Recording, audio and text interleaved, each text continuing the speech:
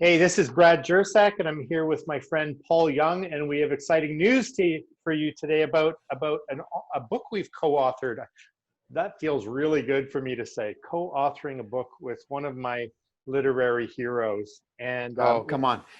yeah, I get to co-author a book with one of my dearest friends. Come on. well, it was a lot of fun, and I noticed that that has been a mark of our criteria for this. Like, Uh-huh. wow, this is fun. And so it's called The Pastor, A Crisis. And maybe I'll ask you first of all, how do you see this book? What is it about from your point Well, of view? it's like two-thirds of a book, right? Because it's a novella. So it's not a really huge one. And there's an audio version that I absolutely love that's coming out at the same time, and it's about 3 hours to listen to the whole thing. So that gives you an idea. And what is this novella about? It is about the disintegration of a person's heart and the potential hopeful reintegration of, of their soul. And it's done inside of quite a stereotypical crash and burn in a religious sense. You know, a pastor who has a long history of doing the work of God, in a sense, in many senses legitimately, but also with deep, devastating secrets inside of his shack, just to use that language that a lot of you will understand. And and then how does one's life get exposed so that healing is possible? And then what might elements of that journey look like inside of this particular lens? And that's the adventure that you go on in all this. How Yeah, about you? What do you?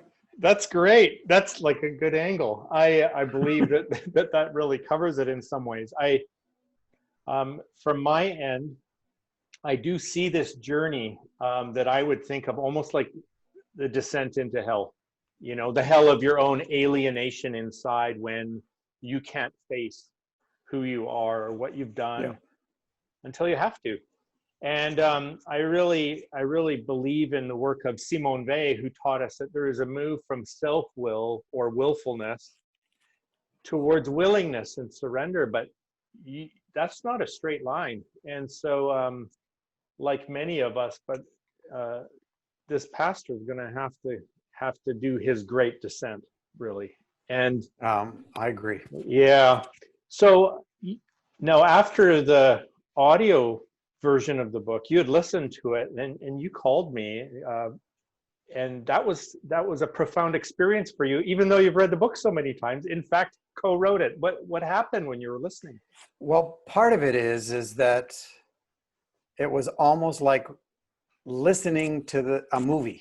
That's what it was like. It was like listening to a movie because it's done with multiple actors, voice actors, and and here's what I would love for someone who I think this book is for. Okay. And frankly, let me just say, it's not for everybody. Just Yeah. like Eve wasn't for everybody, and even the shack's not for everybody. But if I was a person coming to this, especially with my kind of broken history and my descent into hell, uh, which I can very much identify with in many respects with the character, um, that I'd want to listen to the audio almost first, and then to have, the text as a backup, because there's parts of the text that are really, I think most of those parts you wrote that are really profound, and they're beautiful, and the audio version catapults it into a different space, and and I'm also thinking about if you're going to read this book, understand that you're dealing with a crisis. This person is in an absolute crisis, and the crisis is way deeper than what's happening on the surface. The crisis has to deal with who am I as a human being, and what kind of a false identity have I not only have I created, but then has been embraced into the world that I know, so that I don't know myself apart from that. And what's going to trigger that which exposes the brokenness of my heart to move me in a direction that is toward wholeness? And what does that incremental, arduous journey look like? And in this Yeah. case, it's quite drastic. But the audio, to me, was just, it helped me. The actors did such a good job of getting inside the characters and the distinctiveness of them. And I mean, you listen to any actor, you're going to go like, I might not have said it exactly that way, but inside the character, it makes total sense that somebody would say something like that. And I just thought it was masterfully done. Yeah, I mean, shout out to the audio director, Boyd Barrett. He's a magnificent voice actor himself. But you made a comment too about how, you know, when we're reading a book, there's limits to what our minds can do with the characters. And in a sense, then the actors who play those characters break us out and given us an experience beyond what we would have constructed ourselves in our own minds, right? Yeah. Now, Yeah. you also we said tend to hear all the actors with our own voice. Yeah, that's right. Yeah.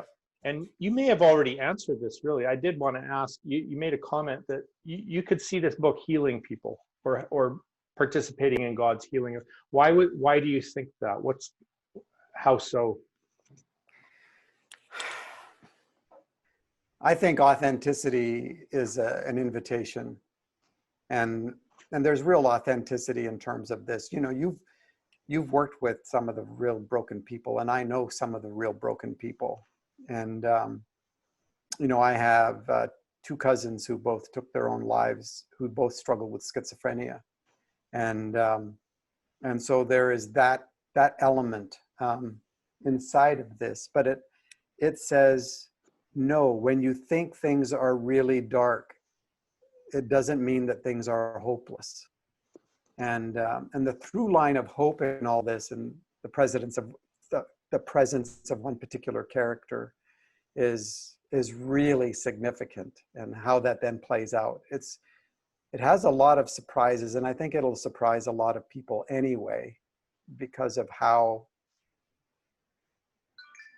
brutally honest it is. Yeah.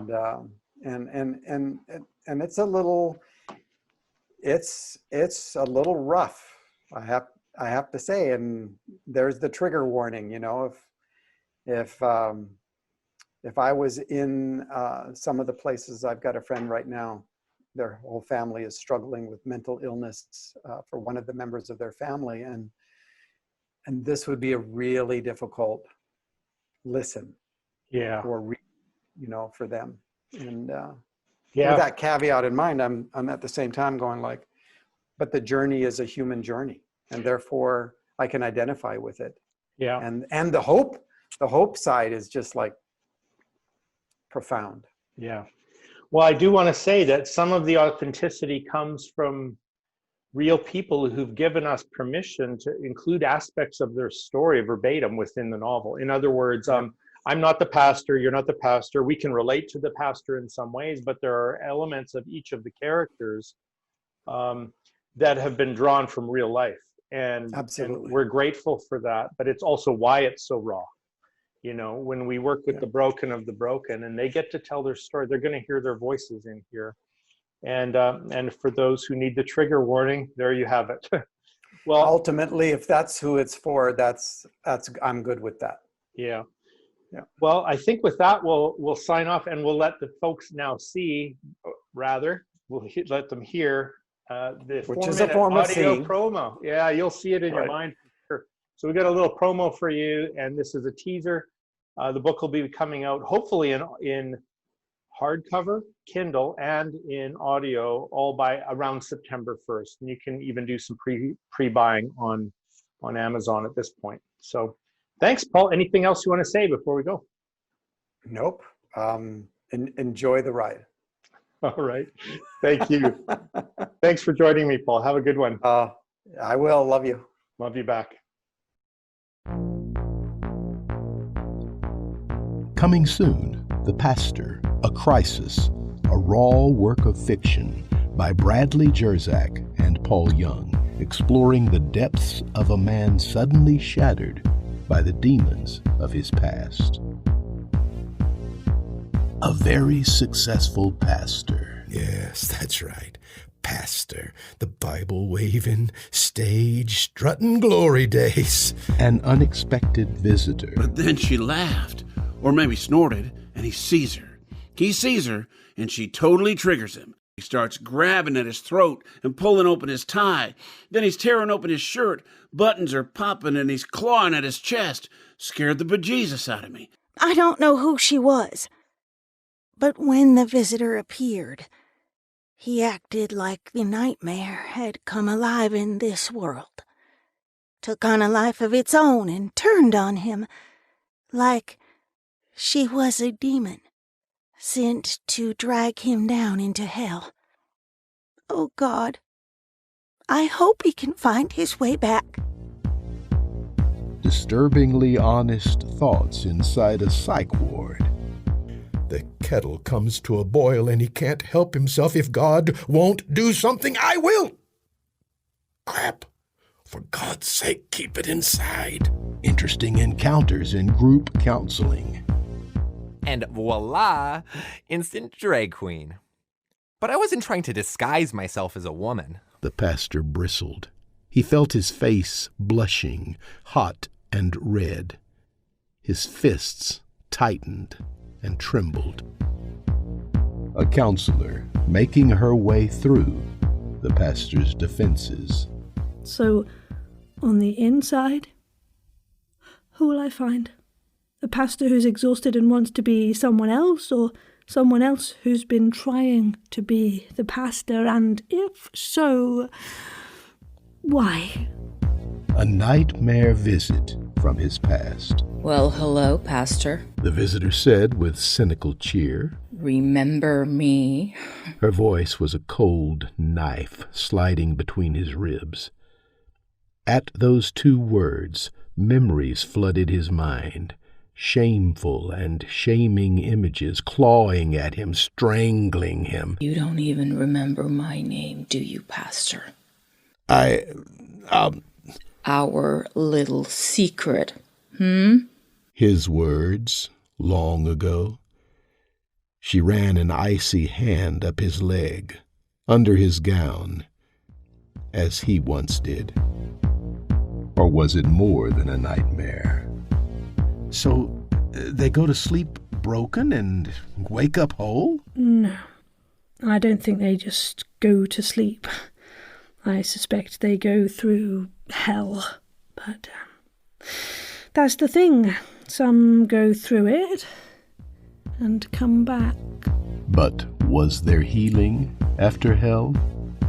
Another visitor. You're not here to punish me?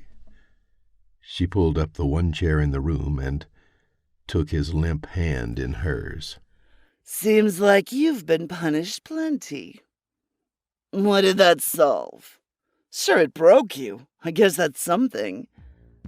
But has it healed you? The Pastor, A Crisis, releasing soon in hardback, ebook, and a multicast audiobook.